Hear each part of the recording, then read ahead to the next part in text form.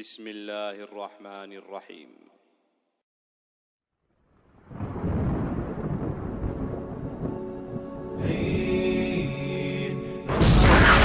سوف يعلمون أن نحن المسلمون قادمون نرفع الرايات سوف يعلمون أن نحن. قال الله تعالى يا أيها الذين آمنوا اتقوا الله حق تقاته ولا تموتن إلا وأنتم مسلمون. وقال رسول الله صلى الله عليه وسلم من سلك طريقا يلتمس فيه علما سهل الله له به طريقا إلى الجنة. Masyarakat muslimin jamaah sekalian yang mudah-mudahan dirahmati oleh Allah Subhanahu wa taala. Alhamdulillah pada kesempatan yang berbahagia ini kembali Allah Subhanahu wa taala memberikan hidayah kepada kita, hidayah iman wal Islam, hidayah sehingga kita bisa menjalankan aktivitas kita, ibadah kita di pagi hari yang berkah ini, yaitu sholat subuh berjamaah, dan kita lanjutkan dengan ta'lim atau kajian. Mudah-mudahan ibadah-ibadah yang kita lakukan itu diterima oleh Allah Subhanahu wa taala, dan kajian kita pada kesempatan ini memberikan faedah yang besar, manfaat yang besar buat kehidupan kita baik di dunia maupun di akhirat kelak. Salawat dan salam juga tercurah kepada uswah kita, tauladan kita Nabi Muhammad sallallahu alaihi wasallam, juga kepada keluarganya, para sahabatnya, dan kepada pengikut setianya hingga hari kiamat nanti yang mudah-mudahan kita semua termasuk di dalam.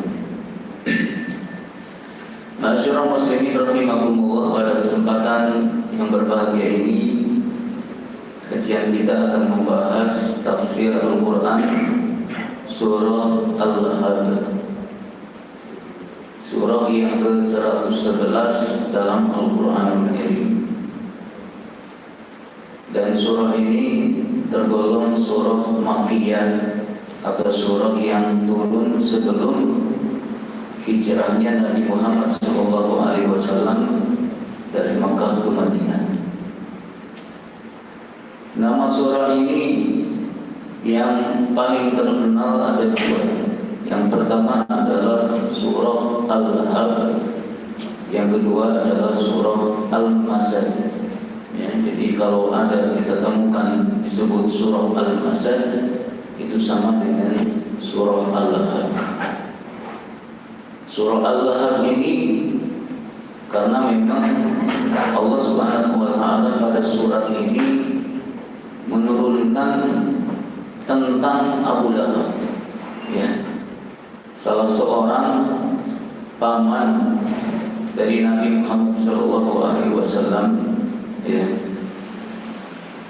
Adapun surah Al-Masad itu diambil daripada ayat yang terakhir, ya, fi jiha hablum mim masad, yang berarti adalah sabut, ya, karena berbicara tentang tali dari sabut, ya. Al-Masad ini ditujukan untuk siapa? Istrinya Abu Lahab, ya, istrinya Abu Lahab. Kalau Al-Lahab itu Abu Lahabnya, kalau Al-Masad itu berarti istrinya, ya, mensifati tentang istri. Jadi surah ini berbicara tentang dua orang ini, suami dan istri, ya. Bagaimana perlakuan mereka, bagaimana perbuatan mereka terhadap Nabi Muhammad SAW, dan juga bagaimana akibat yang dialami oleh keduanya. Allah Subhanahu wa taala berfirman, a'udzubillahi minasyaitonir rajim. Bismillahirrahmanirrahim. Tabbat yada abi lahabin wa tabb. Ma aghna anhu maluhu wa ma kasab. Sayasla naran dzata lahab wa imra'atuhu hammalatal hatab fi jidiha hablum min masad. celakalah kedua tangan Abu Lahab. Sesungguhnya dia pasti akan celaka, akan binasa. Tidaklah berguna baginya harta dan semua yang diusahakannya. Kelak dia akan masuk ke dalam api neraka yang bergejolak. Begitu juga istrinya, sang pembawa kayu bakar yang di lehernya ada tali dari sapu. Allah Subhanahu wa Ta'ala memerintahkan hamba-hambanya, baik laki-laki maupun perempuan, yang dewasa, orang tua atau anak-anak, untuk membaca surah ini. Ya. Dan Allah Subhanahu wa Ta'ala menjanjikan pahala yang besar kepada setiap yang membacanya.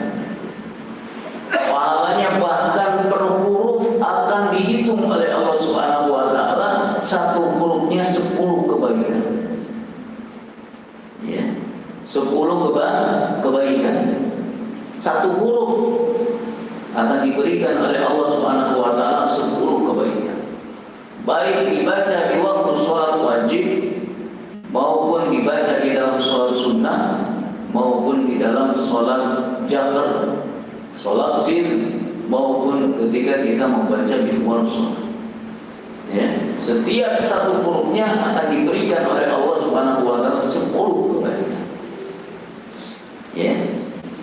Sehingga kita bisa bayangkan bahwa setiap harinya itu ada jutaan kaum muslimin, baik laki-laki, perempuan, orang tua, orang dewasa, anak-anak membaca surah ini. Dan itu berarti mencela Abu Lahab dan juga istrinya di setiap hari, di setiap waktu. Ada saja yang mencela.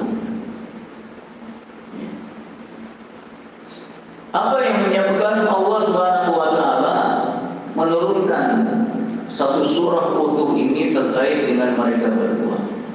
Kalau kita melihat asbabun nuzul, sebab dari diturunkan surah ini, sebagaimana yang diriwayatkan oleh Ibnu Abbas radhiyallahu anhu, di mana beliau mengatakan, lamma nazalat wa anzir ashiratakal aqrabin, ketika turun satu ayat yaitu wa anzir ashiratakal aqrabin, berilah peringatan kepada keluarga yang paling terdekat. Sa'idan Nabi sallallahu alaihi wasallam ala Safa. Kemudian Nabi sallallahu alaihi wasallam naik ke bukit Safa. Ya, naik ke bukit Safa. Faja'ala yunadi, kemudian beliau menyeru, ya, mengumumkan, memanggil, ya, ya Bani Fihr, ya Bani Adi, disebutkan ya kabilah-kabilah ya Quraisy pada saat itu. Dan ini sudah menjadi kebiasaan kalau ada pengumuman yang ada pengumumannya itu di bukit, ini menunjukkan akan ada pengumuman yang sangat penting sekali. Karena kalau nggak penting nggak mungkin ya dia sampai naik ke gunung mengumumkan teriak-teriak. Apalagi dulu nggak ada pakai toa ya, pakai toa nggak ada, teriak betul-betul ya, sehingga terdengar ya. Hatta ijtama'u ya, hingga kaum-kaum atau kabilah-kabilah itu mereka berkumpul ya. Yang nggak bisa berkumpul, mereka menyuruh orang untuk mewakilkan supaya datang ya, untuk mendapatkan apa itu informasi yang penting ini. Faja'a Abu Lahab wa Quraisy, termasuk Abu Lahab dan kaum Quraisy juga datang ya. Dan Abu Lahab mengatakan, atau kaum Quraisy mengatakan, mana ya, ada apa ini ya, ngumpulin ini, kamu ini mau apa? Karena sebelumnya Abu Lahab dan keluarganya Nabi SAW itu sudah tahu manhaj atau agama yang dibawa oleh Nabi Muhammad SAW. Maka Nabi SAW mengumumkan pada saat itu dengan suara yang lantang, "Ara'aitakum law akhbartukum anna khailan bil wadi turidu an tuhiru alaikum akuntum musaddiqin?" Kalau aku kabarkan kepada kalian ada pasukan berkuda di satu lembah yang ingin menyerang kalian, apakah kalian akan percaya kepadaku? Prolog muqaddimahnya yang disampaikan kepada kaum Quraisy ini. Kalau aku kabarkan ada pasukan tentara berkuda yang mau menyerang kalian di balik bukit itu, kalian akan percaya kepadaku? Oh, nah, percaya. Ya, ma jarrabna 'alaika illa sidqan, yang kami kenal kamu itu orang yang jujur. Kami enggak pernah melihat kamu itu dusta, berbohong, enggak pernah. Faqala, maka Nabi sallallahu alaihi wasallam menyuruh, fa inni nadhirul lakum baina yaday adzabin syadid. Kalau begitu sesungguhnya aku ini adalah pemberi peringatan kepada kalian sebelum datang azab yang pedih nanti.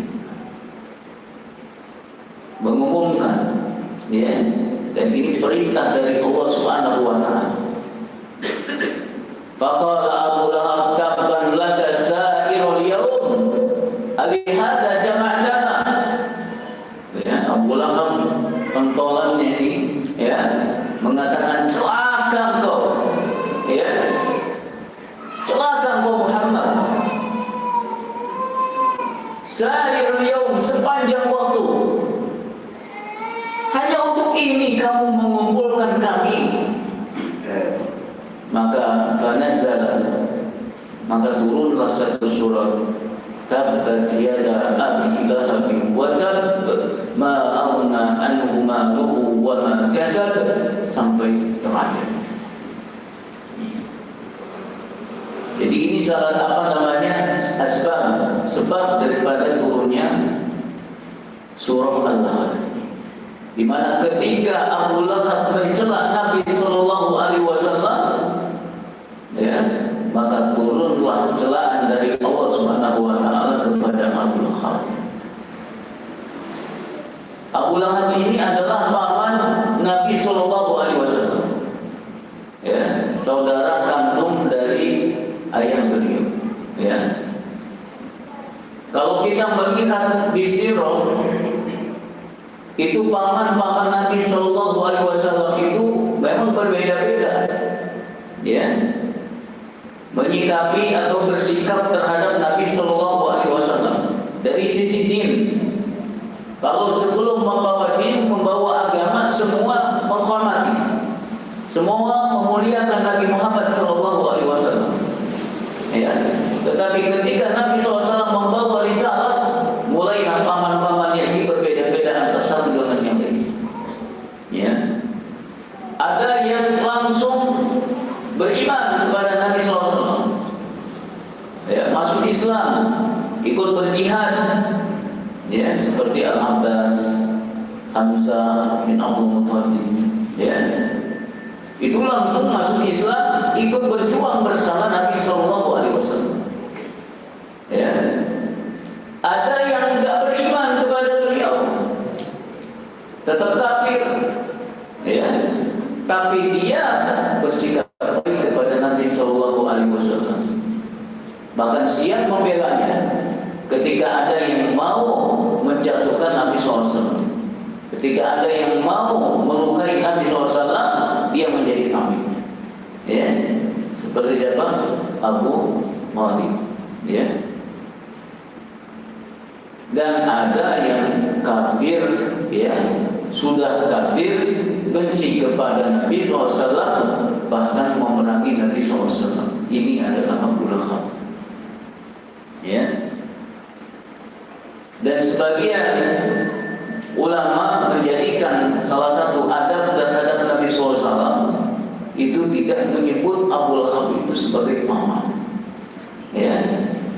maka terputus nasabnya ketika berbeda din, ya. Sebagaimana anaknya Nabi Nuh alaihissalam, ya, itu tidak disebut sebagai ahli, tidak disebut sebagai keluarga, ya. Innahu laisa min ahli, dia bukan keluarga, ya.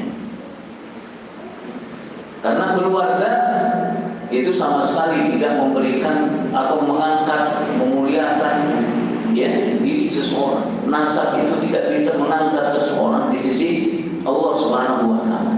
Jadi tidak bisa juga kita berlindung di balik nasab, enggak bisa. Ya, hatta nasab Nabi sallallahu alaihi wasallam enggak bisa angkat. Ya. Tetap yang menjadi standar itu adalah ketakwaan. Ya. Walaupun saya keturunan Nabi SAW yang keberapa? Tak tahu yang keberapa. Pokoknya saya keturunan.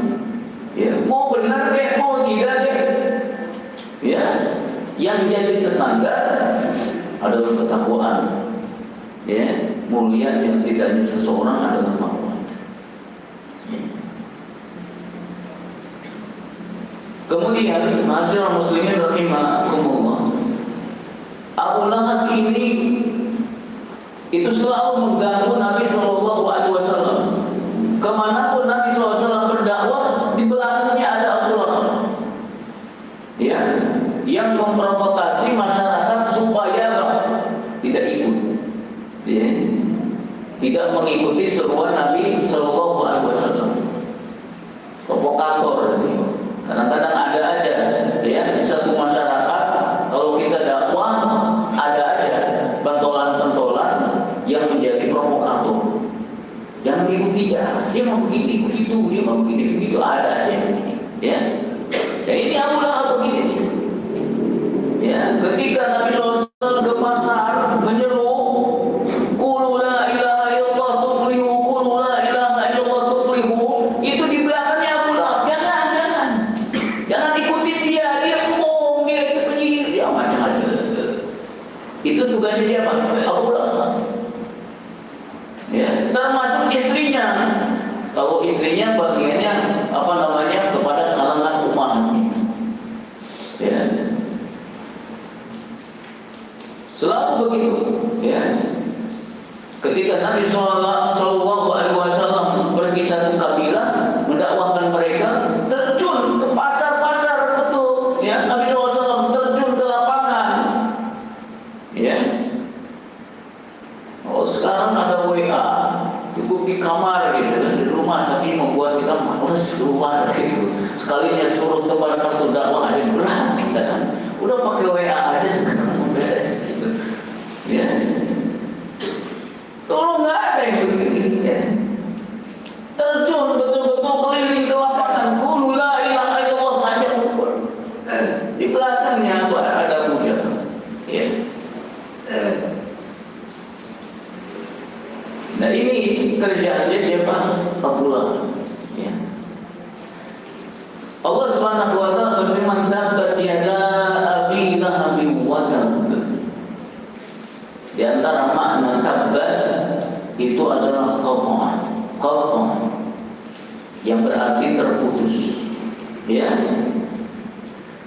Ada makna, ya, di antara makna daripada terputus di sini adalah terputus nasabnya. Tadi sebagaimana tadi sudah disampaikan, ya. Kemudian ada juga yang memaknai bahwa dia terputus daripada iman, ya. Sehingga Abu Lahab ini dipastikan oleh Allah Subhanahu wa taala tidak akan beriman sampai mati. Ya, dan kenyataannya dia memang tidak beriman. Ya, dipastikan itu. Ya, tabbat yada, ya. Artinya sudah terputus nasabnya, terputus imannya, ya. Sehingga dia tidak akan diberikan hidayah oleh Allah Subhanahu wa taala. Ya. Dan memang betul kenyataannya Abu Lahab mati di dalam kekafiran. Padahal surah ini itu turun 10 tahun sebelum Abu Lahab ini meninggal. Ya, 10 tahun sebelum Abu Lahab ini meninggal, surah ini turun. Ya, ini menunjukkan bahwa Al-Quranul Karim, ya, itu adalah kalam Allah. Ya, kalam Allah Subhanahu wa Ta'ala. Dan ini salah satu mukjizat daripada Al-Quran, ya, yang menjelaskan sesuatu yang akan terjadi di masa yang akan datang. Ya, dan itu pasti terjadi, ya, termasuk tabbat yada abi lahabin wa tab, ini pun terjadi, ya. Kemudian Ibnu Katsir, ya, rahimahullah taala menjelaskan makna tabbat ay khasiran wa khaba wa dhalla amaluhu wa sa'yu.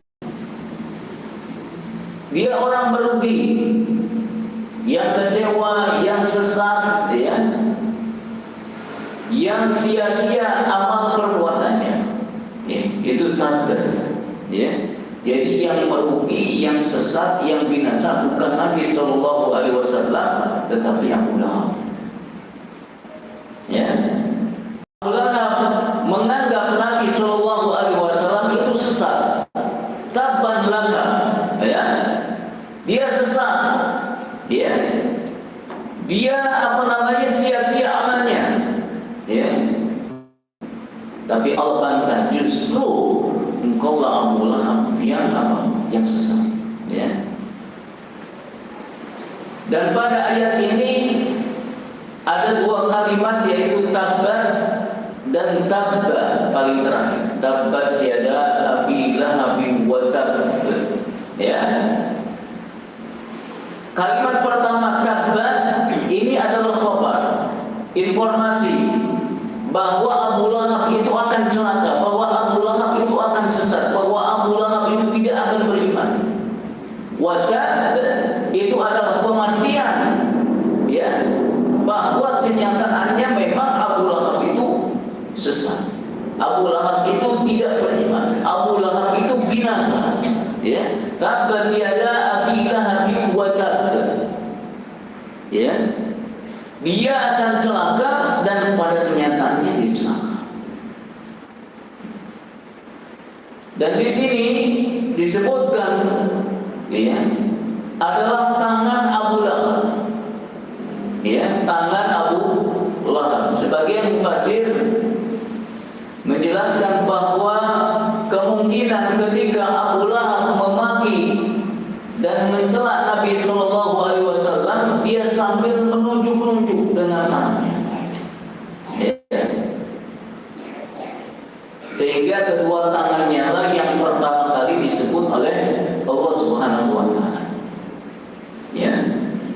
Karena di riwayat yang lain juga disebutkan bahwa ketika Abu Lahab itu berniat ingin melempar Nabi Shallallahu Alaihi Wasallam dengan batu, lantas Allah Subhanahu Wa Taala mencegah batu itu sampai kepada Nabi Shallallahu Alaihi Wasallam, ya.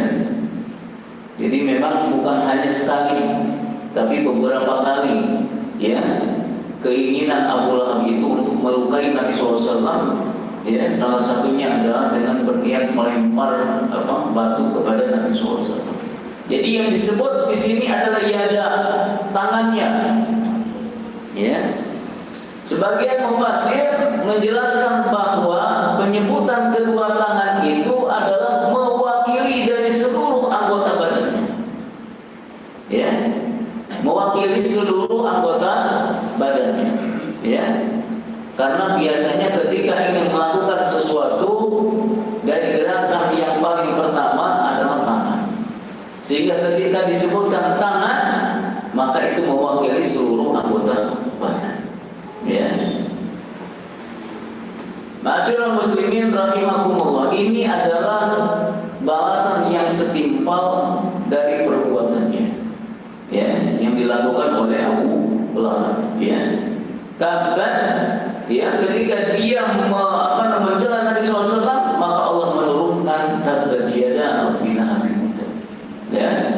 al-jaza min jinsil amal, bahwa balasan itu setimpal dengan perbuatannya. Ya. Dan ini akan berlaku secara umum. Ya. Berlaku secara umum. Kaidah ini berlaku secara umum, bahwa balasan itu akan setimpal dengan perbuatannya. Hal jazaa'ul ihsan illa ihsan. Ya. Balasan kebaikan itu adalah kebaikan. May ya'mal su'a yujza bihi. Siapa yang berbuat keburukan akan dibalas dengan keburukan itu. Ya. Ini adalah al-jaza' min jinsil amal. Man nafasa an muslim kurbatan min kurabi dunya, nafasallahu anhu kurbatan min kurabi yaumil qiyamah.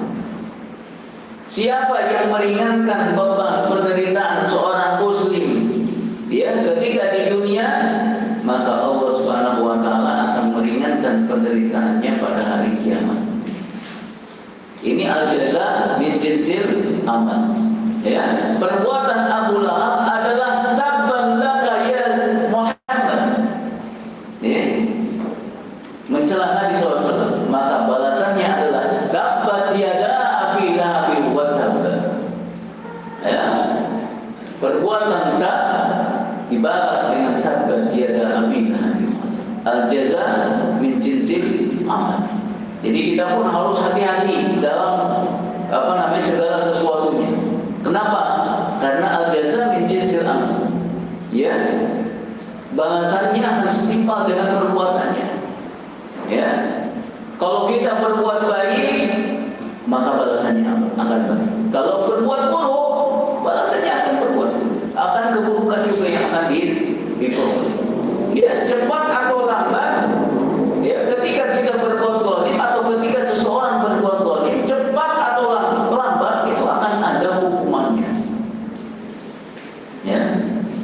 Akan ada hukumannya. Ya. Walaupun orang yang dizaliminya dia tidak tahu bahwa dia sedang dizalimi. Walaupun orang yang dizaliminya itu dia tidak berdaya untuk melawannya. Tapi Allah Subhanahu wa taala akan menghukum orang yang berbuat zalim. Ya. Kenapa Abu Lahab itu sangat memusuhi, menghina dan menantang Nabi Muhammad SAW? Salah satu sebabnya adalah karena dia memiliki sifat yang disebutkan oleh Allah Subhanahu wa taala, kalla innal insana la yatgha ar-ra'ahu istaghna. Ya.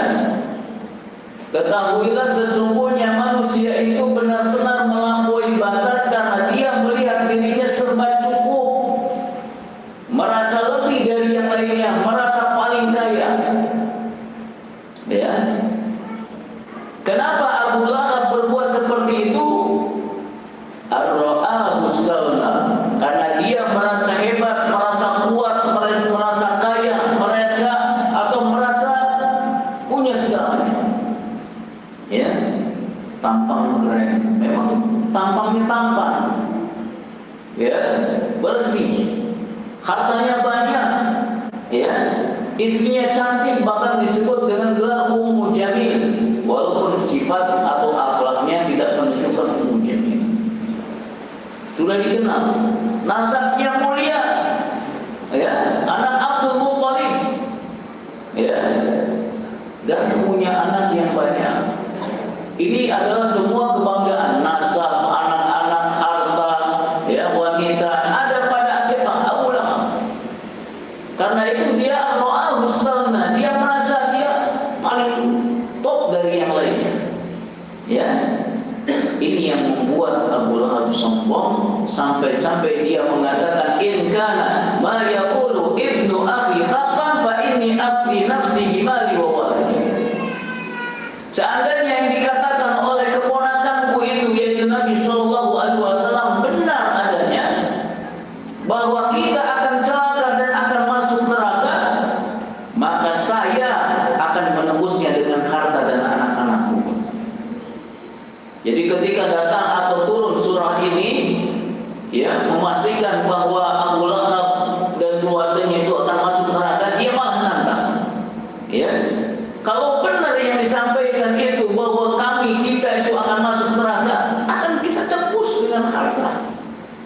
dan dengan anak-anak. Ya, maka Allah Subhanahu wa taala menurunkan ayat yang kedua, ma auna anhu maluhu wa ma kasab. Gak berguna harta dan semua yang kamu usahakan itu gak berguna. Ya. Karena di akhirat nanti yang namanya harta gak akan berguna sama sekali. Ya, gak bisa untuk menembus, gak bisa. Ya, sama sekali gak bisa. Ya, tapi Allah menjadikan harta kekayaannya, keturunannya, ya, untuk bisa menjadi tameng, ya, penangkal daripada azab Allah Subhanahu wa taala. Ya, tidak bisa. Ya, karena kalau berbicara harta itu ada dua. Ya, ada harta yang berguna, ada harta yang tidak berguna sama sekali. Harta yang berguna adalah harta yang kita keluarkan fi sabilillah, di jalan Allah Subhanahu wa taala. Ya, apakah untuk diberikan kepada anak yatim, apakah untuk diberikan kepada keluarga kita, kepada istri, kepada anak-anak kita, itu harta yang berguna. Jadi ketika suami memberikan nafkah kepada keluarganya, itu dihitung sebagai sedekah, dihitung sebagai infak fi sabilillah. Ya. Jadi kalau istri tanda kutip gembul makan wae, alhamdulillah suami sedekahnya banyak. Jangan pelit bagi hese sama istri. Ya. Pengen ini, pengen ini. Udah kita beri sate yang rendang, masak mie tapi ada mie rasa rendang, mie beri. Ya. Sedekah yang diberikan kepada keluarga, harta-harta sang suami itu adalah dihitung sedekah, dihitung infak fi sabilillah. Ya. Untuk dakwah, untuk perjuangan, itu adalah harta-harta yang nanti akan berguna. Ya, di akhirat kelak. Ya. Tapi harta selain di jalan Allah Subhanahu wa taala justru akan menjadi petaka di akhirat. Ya. Gak bisa menembus azab Allah Subhanahu wa taala dengan harta. Ma'ana anhumal wa makasab. Gak berguna. Ya. Wa makasab, semua yang diusahakan itu termasuk anak-anak, termasuk kategori kasab yang diusahakan. Ya. Kemudian ma'asyiral muslimin rahimakumullah. Pada ayat yang ketiga, Allah Subhanahu wa taala berfirman, sayasla narun dzatal lahab. Sayasla narun dzatal lahab. Dia akan dimasukkan ke dalam api neraka yang bergejolak. Ini adalah ancaman bagi Abu Lahab. Dia akan dibakar di api neraka yang bergejolak, yang berkobar. Ya, kehinaan akan ditimpakan kepada Abu Lahab. Ya, bahkan ketika di dunia pun dia sudah dihinakan oleh Allah Subhanahu wa taala. Ya, jadi ketika terjadi perang Badar, ya, dia tidak ikut. Ya, alasannya takut mati. Ya. Tapi karena kebenciannya kepada Nabi SAW itu tinggi, ya, dia menyewa orang, ya, untuk mewakili dirinya, ya, dibayar untuk membunuh Nabi SAW, ya. Tapi ketika mendengar pasukan mereka kalah, orang-orang musyrikin itu kalah, ya, Abu Lahab sakit, ya. Bahkan di satu sirah disebutkan penyakitnya adalah penyakit sejenis cacar, ya, sejenis cacar sampai dia mati. Bahkan tidak ada satupun dari orang-orang yang mau menjenguknya. Ketika mati pun gak ada yang mengurus, ya, sehingga 3 hari 3 malam itu terlantar. Keluarganya pun nggak mau. Ya, kenapa? Dengan penyakitnya sedemikian rupa nggak akan mau. Ya, seperti kemarin kita pandemi itu, ada yang mati, semua ngindarin, nggak mau ngurus. Ya, nggak mau ngurus. Ya. Ketika mendengar orang mati itu biasa aja waktu itu. Ya, terus 10 udah mati lagi, terus satu mati lagi. Enak banget kita ngomong itu mati lagi. Ya, nggak mau ngurus. Ya, jijik, orang lihatnya jijik, takut terkena atau tertular penyakitnya. Ya, itu sudah dihinakan oleh siapa? Oleh Allah Subhanahu wa Ta'ala. Ya. Bahkan akhirnya setelah 3 hari terlantar dia dibungkus, ya. Kemudian dibawa ke satu tempat, ya, yang jauh dari perkampungan, kemudian dilemparkan, ya. Ya. Kemudian dipukul dengan batu. Jadi bukan dengan terhormat, ya. Pengukurannya juga dengan cara-cara yang kenapa ya mereka itu ya di dunia sudah dihinakan ya oleh Allah Subhanahu wa Ta'ala. Ya. Dari sini masyarakat muslimin rahimakumullah, sekali lagi bahwa yang namanya nasab, ada hubungan kekerabatan dengan Nabi SAW itu sama sekali tidak menjamin dia selamat dari siksaan atau azab Allah Subhanahu wa Ta'ala.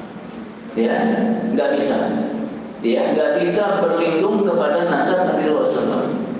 Bahkan Nabi SAW pernah mengatakan, ya Fatimah, ya, wahai Fatimah, ya binti Muhammad Rasulullah, ya, aku nggak bisa menjamin nanti di akhirat kelak, nggak bisa memberikan syafaat, ya, kecuali diizinkan oleh Allah Subhanahu wa Ta'ala. Ya.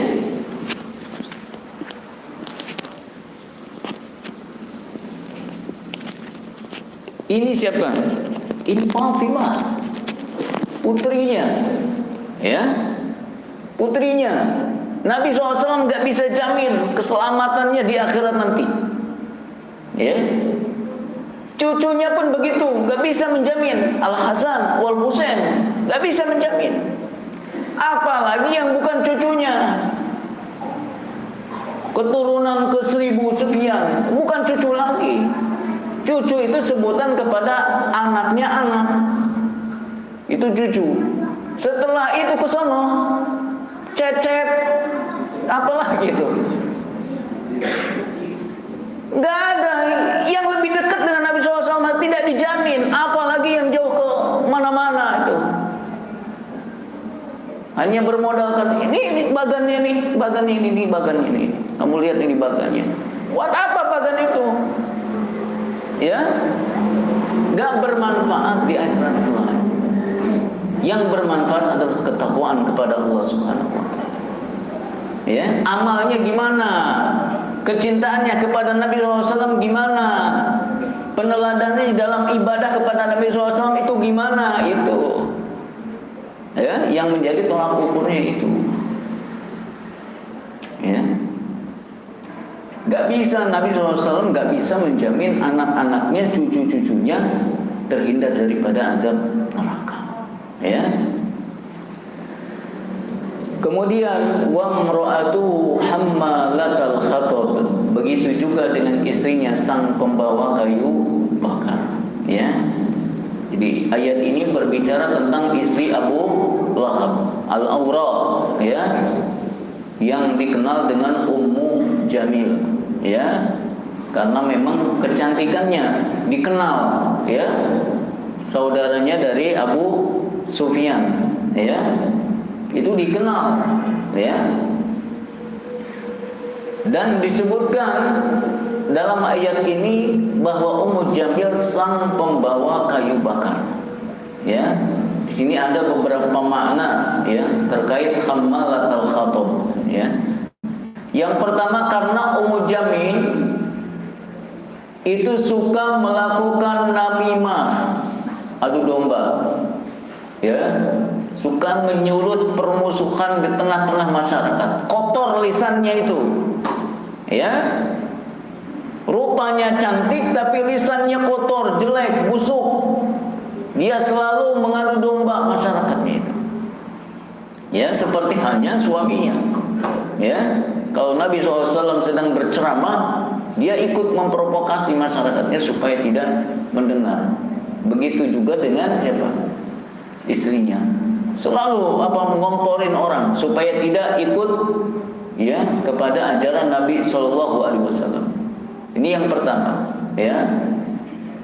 Yang kedua, karena Ummu Jamil ini sering membawa kayu bakar, ya, yang ada duri-durinya, kemudian diletakkan di jalan-jalan yang Nabi Shallallahu Alaihi Wasallam suka melalui jalan itu, ya, di malam hari, ya, supaya Nabi SAW menginjak itu duri-duri, ya, untuk mencederai atau melukai Nabi Shallallahu Alaihi Wasallam. Itu kerjaannya, ya, ngumpulin kayu bakar, dipanggul oleh dia, ditaruh di jalan-jalan di mana Nabi SAW sering lewat itu. Ya. Yang ketiga, maknanya bahwa di akhirat nanti, ya, suaminya itu akan dibakar oleh siapa? Ummu Jamil, ya, yang ikut membawa kayu bakarnya untuk membakar suaminya itu, ya. Jadi salah satu tugas Ummu Jamil di neraka itu adalah membawa kayu bakar dalam rangka membakar siapa? Suaminya, yaitu Abu Lahab, ya.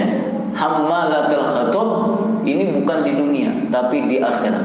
Dia selalu membawa kayu bakar, ya, untuk membakar suaminya. Ya, jadi dua-dua di dunia dia hammalatul hatab, di akhirat juga begitu.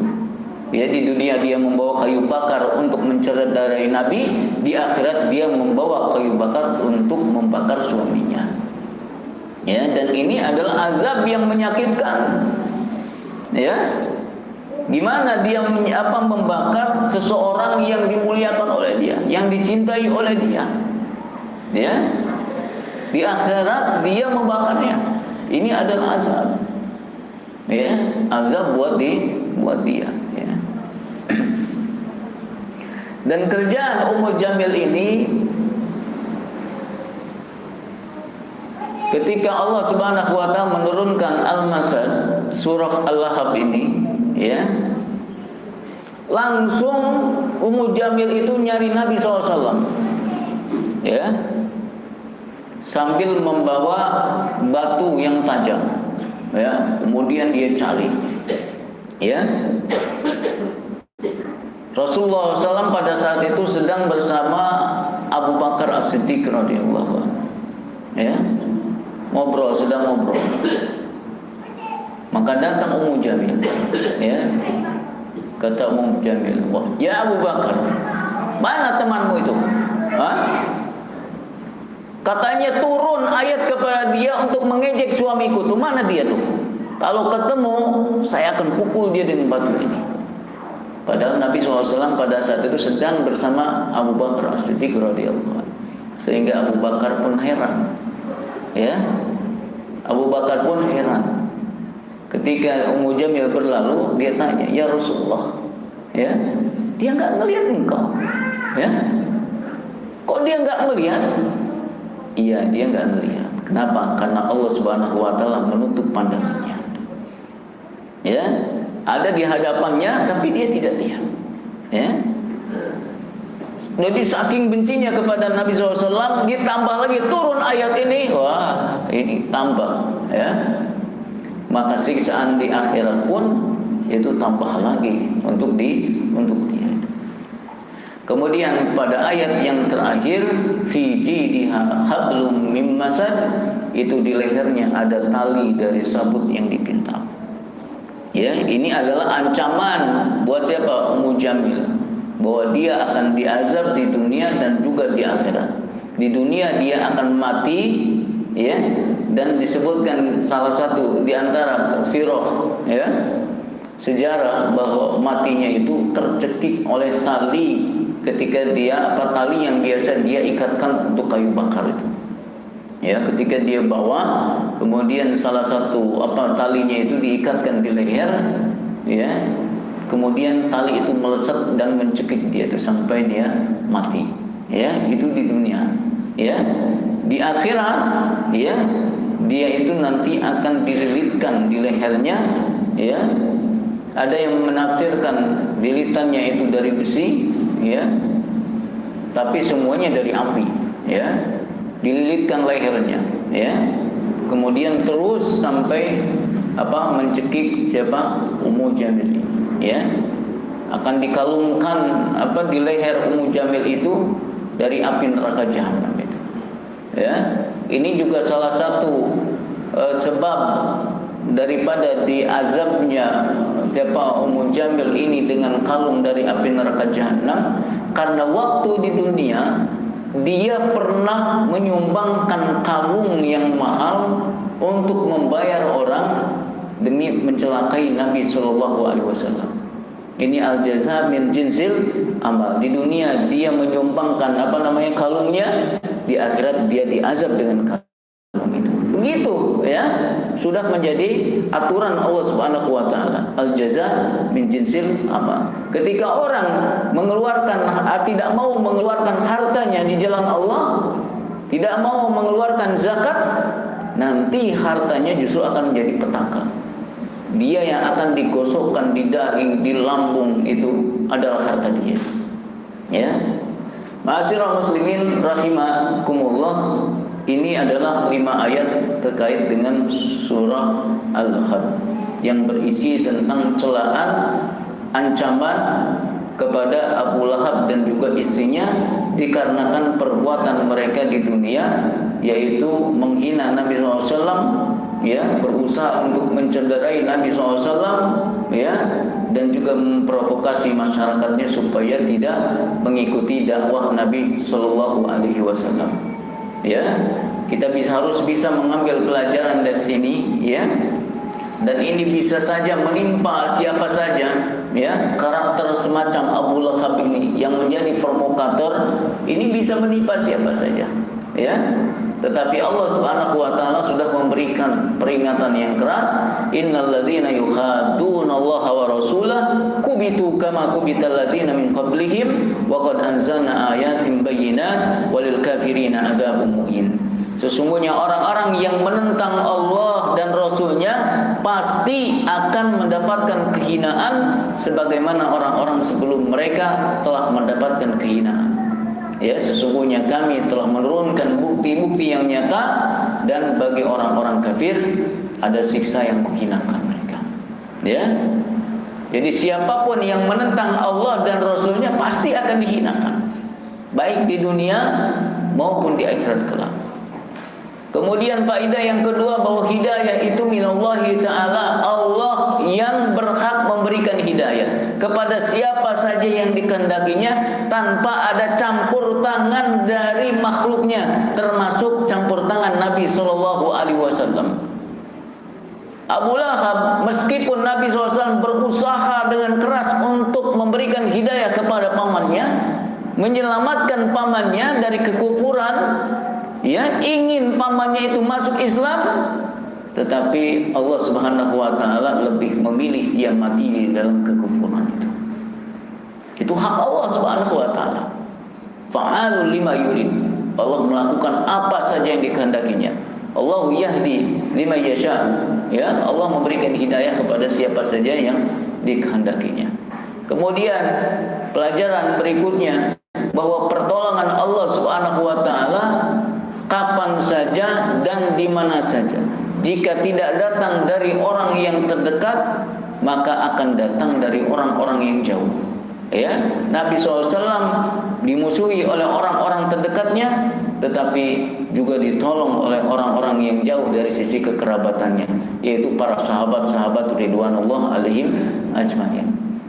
Kemudian yang terakhir, faidah yang bisa kita ambil dari yang tadi disampaikan itu, ya, bahwa salah satu yang harus kita jaga adalah muamalah, ya, muamalah, akhlak yang baik, ya. Karena muamalah Abu Lahab, ya, terhadap Nabi SAW itu tidak manusiawi, biadab, direkam oleh Allah Subhanahu wa taala di dalam Al-Qur'an, ya. Akibatnya begitu. Ya. Lain halnya dengan Abu Thalib, paman Nabi SAW. Meski dia mati dalam kekafiran karena muamalahnya bagus dengan Nabi SAW, ya. Coba cek sampai sekarang adakah orang-orang yang mencela Abu Thalib? Hatta orang-orang yang beriman kita, gak ada. Ya, di sepanjang kajian-kajian sirah semuanya memuji Abu Lahab, Abu Thalib, pembelaannya, pertolongannya, ya. Nggak pernah kita menyebut aibnya, kotornya, durhakanya, enggak. Ya. Bahkan Nabi SAW berusaha untuk memintakan ampun, ya. Tapi Allah melarangnya, ya. Allah melarangnya, ya. Jadi bersikap baik, ya, kepada orang-orang ini adalah perintah yang agung dari Allah Subhanahu wa taala, ya. Ma'asyiral muslimin, a'azzani Allahu wa iyyakum, ini yang bisa kita kaji pada kesempatan yang berbahagia ini, ya. Mudah-mudahan Allah Subhanahu wa taala memberikan ilmu yang bermanfaat buat kita semua dan juga memberikan kemampuan kepada kita untuk bisa melaksanakan apa-apa yang kita ilmui dan juga bisa mendakwahkannya. Wallahu a'lam bishawab. Kalau ada yang mau disampaikan, tafadhalu, silakan. Wallahu a'lam. Selanjutnya kita akan buka jalan, silakan bagi jamaah ikhwan ya Rasul.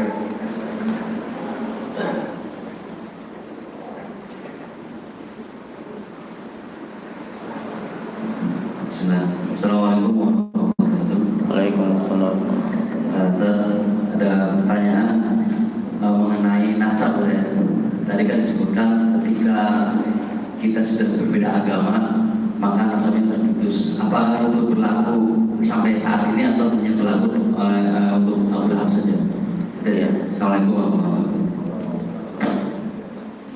Bahkan sebelum Abu Lahab juga sudah disebutkan tadi, seperti hanya anaknya Nabi Nuh alaihi salam, ya, disebutkan langsung, ya, bahwa dia bukan keluarga, ya, dia bukan keluarga. Innahu laisa min ahlik, ya.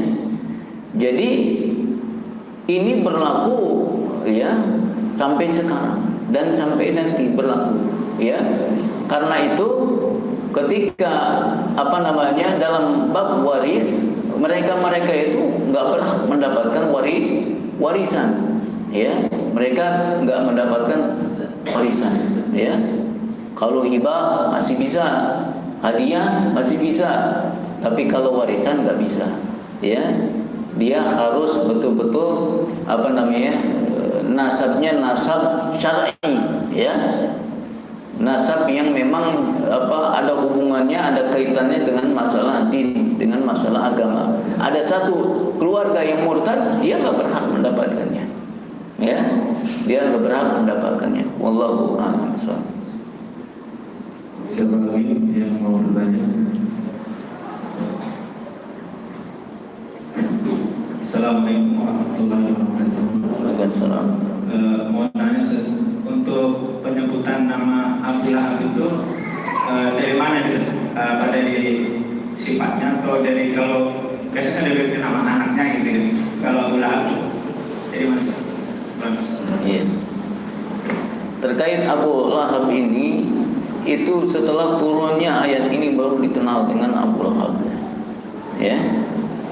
Setelah turunnya surah ini baru dikenal dengan Abu Lahab, ya. Sebetulnya dia bukan Abu Lahab namanya, ya. Kalau kita melihat dari perjalanan namanya itu, dia siapa? Abdul Uzza, ya. Ya.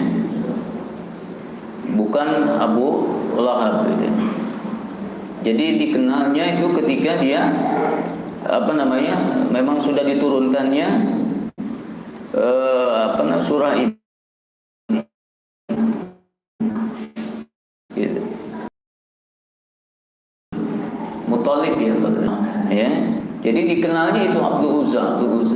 Tapi ketika surah ini itu silakan lagi bertanya. Itu ada pertanyaan tulis, kenapa kalau ketika tadi diganggu kemudian di jalan itu Nabi tidak melawan saat gitu. Padahal di situ ada satu kemampuan lah. Kemampuan. Ya.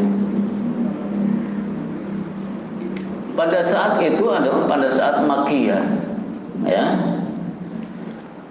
Jadi kemampuan di sini bukan hanya kemampuan bisa melawan, tetapi kemampuan di sini adalah terhitung, ya, ukur supaya dakwah ini bisa maju enggak ini.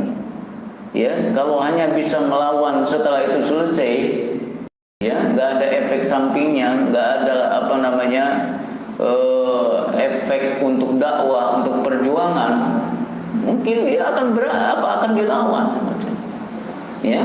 Tetapi pada masa-masa itu adalah masa-masa sabar memang. Bayangkan pada waktu itu Nabi SAW itu baru diutus untuk dakwah secara terang-terangan. Tadinya bayangkan sembunyi-sembunyi, ya kan, dakwah sembunyi-sembunyi. Masa nggak berani Nabi SAW terang-terangan gitu? Ya, kita bisa bayangkan di tengah-tengah masyarakat yang notabene-nya dominan perbuatan-perbuatan kesyirikan. Ya. Coba kalau kita misalkan dakwah di India yang di tengah-tengah ngomong orang-orang penyembah patung, ya, patung sapi, patung gajah, patung ini, patung itu. Ya, kira-kira kita akan terang-terangan enggak? Ya? Enggak akan. Kalau yang terang-terangan, ya berarti enggak terukur itu. Ya. Bukan niat untuk menang, ya. Tapi emosi doang gitu pengennya gitu. Emosi doang gitu, bukan pengen menang. Nabi SAW terukur. Kapan waktunya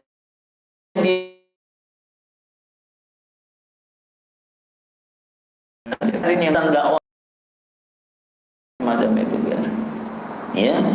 Jadi belum saat, ya. Dan dikatakan mampu, tidak mampu pada saat itu memang, ya. Yang masuk Islam baru beberapa orang, ya. Bahkan setelah itu pun Nabi SAW diusir, ya, diserang sampai harus hijrah ke Madinah. Itu menunjukkan apa? Tidak mampu, ya, tidak mampu secara keseluruhannya, ya, karena kemampuan di sini kemampuan yang terukur supaya untuk menang.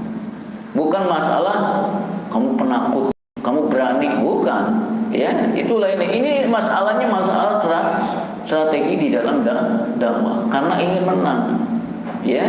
Ingin menang bukan hanya menang melawan umum Jamil doang, ya, tetapi menang untuk menaklukkan kota Mekah, ya, bisa bayangkan itu, ya. Biarin ya yang begitu, ya. Bahkan itu untuk mengundang juga simpati dari orang lain, penyabar, ya. Maka Nabi SAW itu dikenal oleh orang-orang Quraisy itu orang penyabar, orangnya sabar, ya. Dan itu nggak ada yang menolak bahwa Nabi SAW orangnya orang bersabar, penyabar, itu luar biasa, ya.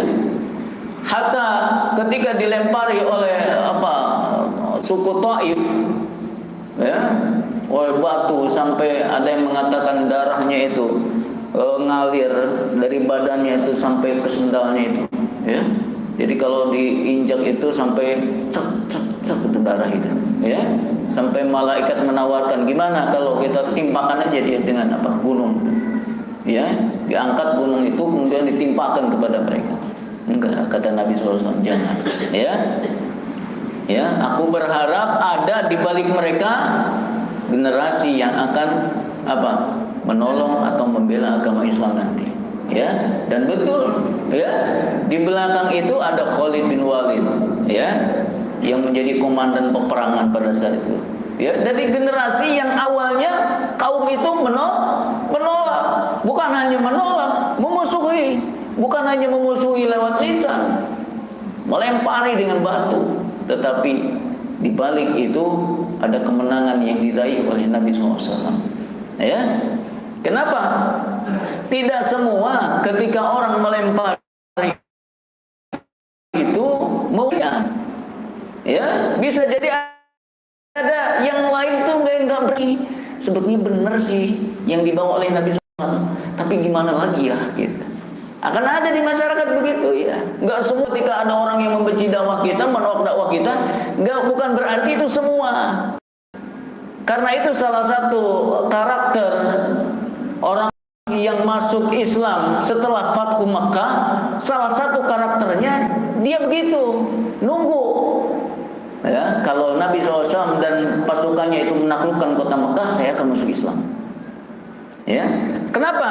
Karena mereka takut sebelumnya masuk Islam tuh nanti akan dikucilkan, nanti akan begini, akan begitu nanti. Ya, tapi ketika menaklukkan kota Mekah, makanya masuk Islamnya bukan hanya seorang-seorang, tapi afwaja, berbondong-bondong, berkabilah-kabilah, nggak takut lagi petang-petenteng saya masuk Islam, saya masuk Islam, saya masuk Islam. Sebelumnya ya nggak berani mereka.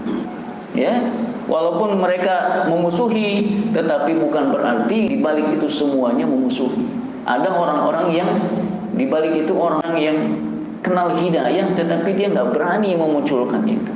Ya, dia beriman apa yang disampaikan oleh Nabi SAW, dia akui itu benar, tetapi mereka nggak bisa menampakkan itu. Ya, jadi semacam itu. Ketika Nabi SAW bersabar dengan gangguan-gangguan, gangguan istrinya, itu mengundang simpatik dari orang-orang pada saat itu. Ya, sehingga dikenal oleh Nabi SAW sebagai sosok yang penyabar. Ya, setelah itu berlalu, Nabi SAW menang gampang kan, bukannya? Ya, gampang setelah Nabi SAW membukanya. Ya, setelah melalui jalan itu hijrah kemudian balik lagi ke Mekah, dengan mudah sekali masyarakat pada saat itu menerima. Udah nggak ada gangguan lagi, mereka percaya kepada Nabi SAW. Ya, sudah nggak ada lagi penghalang bagi mereka untuk masuk Islam, sehingga Mekah dikuasai oleh Nabi SAW pada saat itu dengan sempurna, dengan secara keseluruhan. Ya, wallahu a'lam bishawab. Ada lagi? Kalau tidak ada, kita cukupkan. Ya, sudah cukup. Ya. Ya. Baik. Ma'asyiral muslimin rahimakumullah, surat ini walaupun pendek, tetapi faedahnya banyak sekali. Ya, jadi kita diharapkan untuk terus menggali apa-apa yang ada di dalam Al-Quranul Karim ini, dan kita harus banyak-banyak untuk mengambil faedah. Ya, tadaburi, ya, sehingga kita mendapatkan manfaat yang banyak dari ayat-ayat Al-Quranul Karim ini. Wallahu a'lam bishawab. Wassallallahu ala nabiyina Muhammad wa ala alihi wasallam. Subhanaka Allahumma wa bihamdika asyhadu an la ilaha illa anta astaghfiruka wa atubu ilaik. Wassalamualaikum warahmatullahi wabarakatuh.